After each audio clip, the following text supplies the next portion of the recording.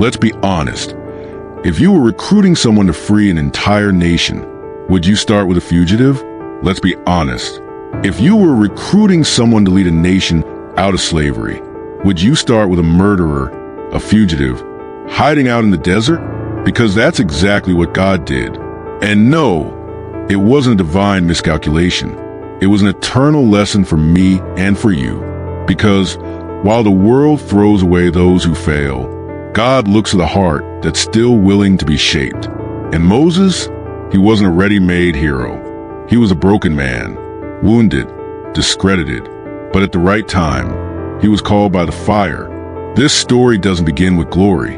It begins with shame. A man trying to forget what he did, hidden in anonymity, living far from everything he once dreamed of. But when the bush started burning, everything changed. What was routine became a calling. What was silence became a voice. And what was running away became a mission. Does that speak to you? Because maybe you're there right now, trying to survive your mistakes, hoping time will hide you, and God is searching for you right there. After all, who said purpose is only for those who have it all together? The Bible is filled with people who started wrong, but ended up changing the world. And maybe that's why this story still echoes after thousands of years. Because on some level, we've all been Moses, afraid, insecure, running away, yet still carrying something inside that burns, but never goes out, a fire that doesn't consume. It awakens, and once that fire is lit, my friend, there's no going back. But before Moses could ever set anyone else free, he had to be set free inside. And that's exactly what the burning bush encounter was all about. It broke the old Moses and revealed the real one. It's a process that still happens today. To anyone brave enough to stop, listen, and say, "Here I am." Because it's not about perfection. It's about presence. It's not about power. It's about response. And if you think you've seen it all, just wait until you see what happens. When God speaks to someone no one else believed in. Moses grew up in a palace, but he never forgot his roots. Despite the luxury and elite Egyptian education, Hebrew blood ran strong through his veins, and it weighed on his conscience. One day, upon seeing one of his fellow Hebrews being brutally beaten, he couldn't take it. Anger took over, and in a moment of impulse, he did the unthinkable. He killed an Egyptian. It wasn't just an act of vengeance. It was the explosion of a soul already at war within. That mistake, in truth, was just a symptom of something deeper. The frustration of a man who knew he was born for something greater, but still didn't know what. How many times are we like Moses, longing for justice, but lacking the wisdom to carry it out? Some people, when faced with injustice at work, quit on the spot. Others burn bridges with their families in the name of principles, without dialogue, without preparation. And the worst part? Many do these things thinking they're fulfilling their purpose. The truth is, even zeal can become a trap if it comes without direction. It's like handing a sword to a child. Courage without clarity is dangerous. And Moses had to learn that lesson by running into the desert. When Moses killed the Egyptian, he also killed the life he knew. He fled, not just from Egypt, but from himself. He left behind power, prestige, and privilege. Suddenly, the man at the center of influence found himself running for his life, alone, afraid, burdened with guilt, and most importantly, with time to think. And sometimes, that's exactly what we need. A moment where God pulls us off stage, just long enough for us to discover who we really are without the spotlight. Because identity isn't forged in comfort. It's forged in the desert. And here's the divine irony. Moses tried to be a deliverer with his own hands, and he failed. He thought he was ready. But in reality, he was just a rough and impulsive leader. And this is where many people get it wrong today. They want to lead before they've learned to serve. They want to be heard before they've learned to listen. Real leadership doesn't start on the platform. It starts in the silence. And sometimes, the silence of long exile teaches more than 1,000 sermons. Moses needed to leave Egypt not just physically, but emotionally and spiritually. But here's the detail most people miss. Even in exile, God didn't abandon him. Moses' mistake didn't cancel his calling. It only delayed the timing of his activation. And the same goes for you. Maybe you've messed up in the past, made rash decisions, hurt good people, lost important opportunities. But your mission is still alive. The detour didn't erase your destiny. And it's in that wilderness, where no one knows your name and nothing makes sense, that something begins to shift. And speaking of preparation, let me show you what happens when Moses trades a sword for a staff. Moses, the man who once had the world at his feet, now tended sheep in Midian. This wasn't just a change in geography. It was a complete redefinition of identity. Trading the gold of the palace for the dust of the desert wasn't just a fall in status. It was a quiet lesson in humility. Day after day, caring for animals that couldn't speak, Moses began to hear what he had long ignored, the sound of his own soul. Because there's a kind of wisdom that only the silence of field can teach. And God knew that. Midian wasn't punishment. It was preparation. It was as if God was saying, before you lead people, learn to care for fragile, stubborn creatures. And let's be honest, sheep are great training for dealing with people. They test your patience, your sensitivity, your consistency. It was out there, far from the noise, that Moses began to realize leadership isn't about authority. It's about responsibility. And maybe that's why so many people never become great, because they resist the season of being small. Some people despise their seasons of obscurity as if they're wasted time. But what if that wasted time is actually the soil where your roots are meant to grow deep? Moses spent years in Midian, no spotlight, no recognition, no titles. But it was there that God shaped his character. The next time you're in a boring season, with no great victories to post, no applause to hear, ask yourself, could it be that God is forming me on the inside before he reveals me on the outside? And here's something beautiful. Even in exile, Moses built a family. He found a wife, had children, learned to be a husband, a father, a provider. Small things, maybe, but they teach big lessons. Because before Moses could lead a nation, he had to learn to lead a home. Sometimes, the greatest training ground for public mission is the private altar family life. That's where you learn to love without applause, to serve without a stage. And that's where the kind of leader the world truly needs begins to take root. But even the desert, for all its harshness, has its moments of wonder. The sunsets in Midian, the gentle breeze at dusk, the scent of the open field, all of it spoke to Moses' heart. Even though he didn't yet realize it, God was already surrounding him with quiet signs. Because that's how God works. Before he speaks with thunder, he trains us through silence. And while Moses thought his story had ended in the wilderness, a different kind of flame was about to appear on the horizon. It was just an ordinary day, until it wasn't. It was an ordinary day. Nothing about it suggested this would be a turning point. Moses was out in the pasture, like any other day, when something unusual caught his eye. A bush on fire, but not burning up. This wasn't an ordinary flame. It was a fire that burned without consuming. And in a way, that's exactly what was happening inside him. Burning from within, but not breaking down. It's fascinating how God uses the improbable to reveal himself. Sometimes, what looks like misplaced detail is actually the signal you've been missing. The burning bush is a powerful symbol. God could have used lightning, an earthquake, a majestic vision. But he chose something simple, small, seemingly insignificant. Why? Because that's how God often works. Hidden in simplicity, revealed through curiosity. Moses could have walked right past it, but he didn't. He drew closer. And here's a lesson. Deep revelations often begin with small decisions. How many times have you rushed past a sign because you were too busy to notice? This wasn't just a spectacle. It was a summons, an invitation to step out of the ordinary and into the extraordinary.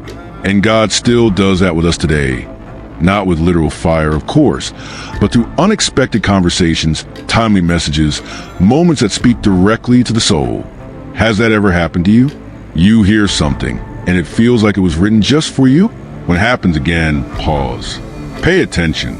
It just might be heaven trying to spark something inside you. What's remarkable is that the fire from the bush didn't burn like human fire. It didn't destroy, it transformed. And that says a lot about the God behind it. A God who ignites without consuming, who warms without wounding, who captures attention, but also calls you closer. Maybe what you need isn't a new plan, but a new perception. The burning bush teaches us this. God isn't distant or unreachable. He's hidden in the details, waiting for someone to notice. Moses steps closer, and that movement changes everything. The encounter with the bush intensifies only because he decided to stop and look. That says a lot about the kind of person God looks for. Not the most talented, but the most attentive. And when Moses gets close enough, something completely unexpected happens. A voice breaks through the fire, and it's not just any voice. It's the voice of the one who created the universe. Now, choosing to speak to a fugitive shepherd in the middle of nowhere. When the fire spoke, Moses stopped. When the voice came from the fire, Moses froze. The ground shook, not literally, but inside him. Because some words don't need earthquakes to break you. Moses, and suddenly, the man who had run from everything heard his name being called. That's where true transformation begins. When you realize that God doesn't speak to crowds, he speaks to individuals, and he always begins with identity. God knew who Moses was, even when Moses had forgotten himself. Do not come any closer. Take off your sandals. The voice wasn't just giving instructions. It was offering an invitation to let go of the weight of the past, the pride of the palace, and even the dust of the desert. Standing before God requires reverence, but also surrender.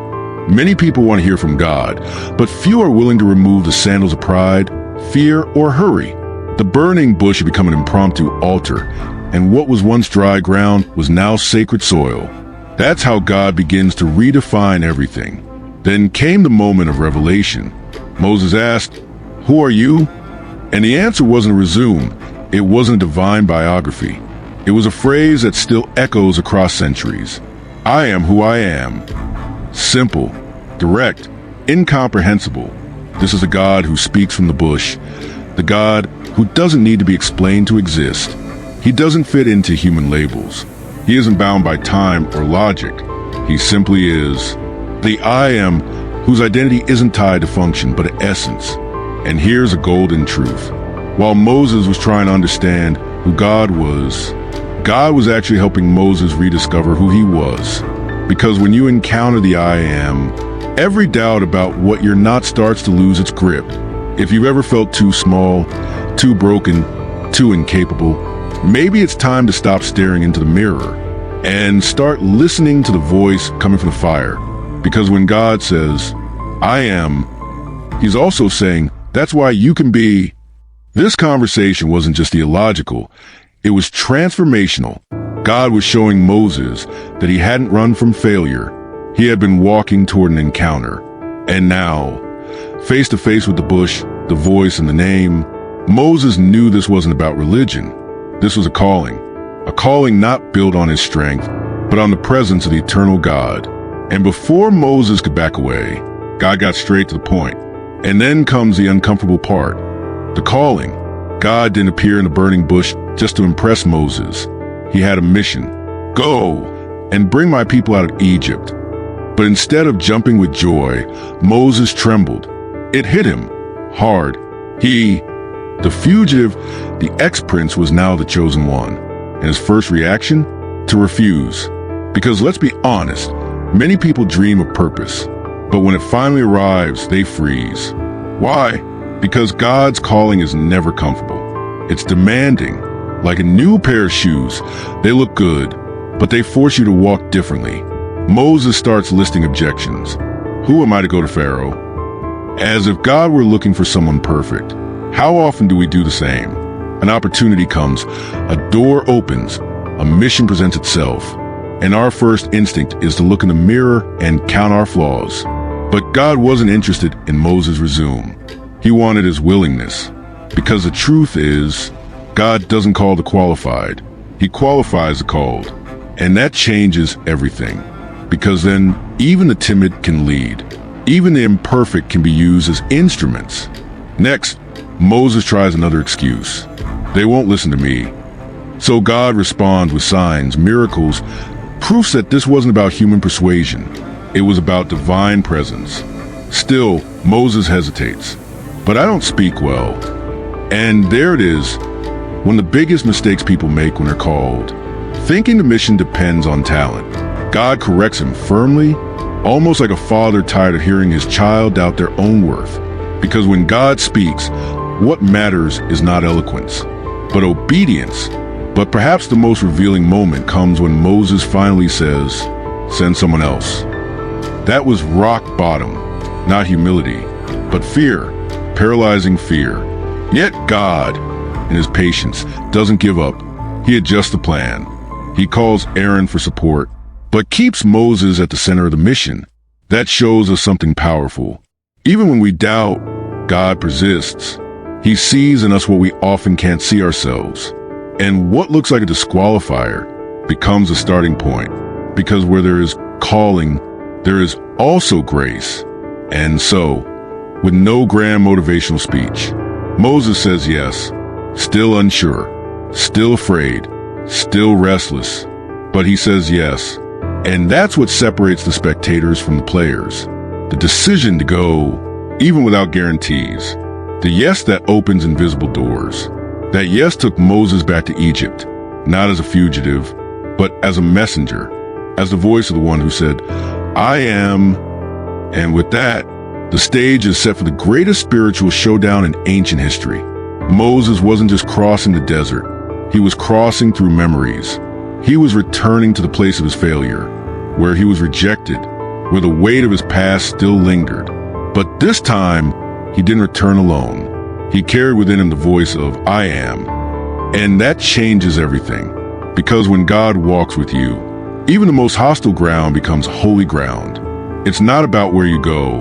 It's about who sends you. Facing Pharaoh wasn't just about confronting a king. It was about confronting a system. It was standing up to an empire. Moses had no army, no sword, no influence. He only had a staff and a promise. But that was enough.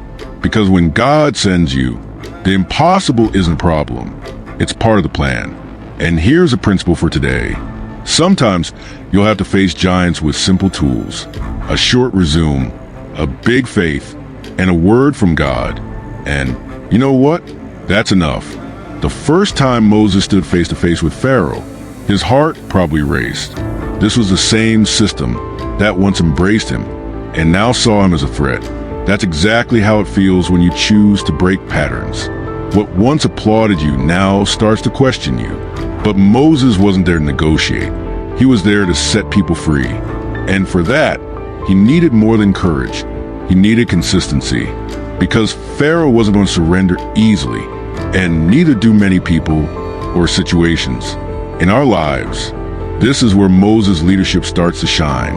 Saying yes to God is one thing, but keeping that yes alive in the face of resistance.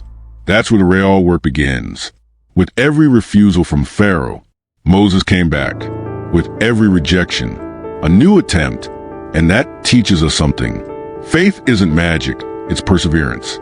If you think obeying God will make everything fall perfectly into place, think again.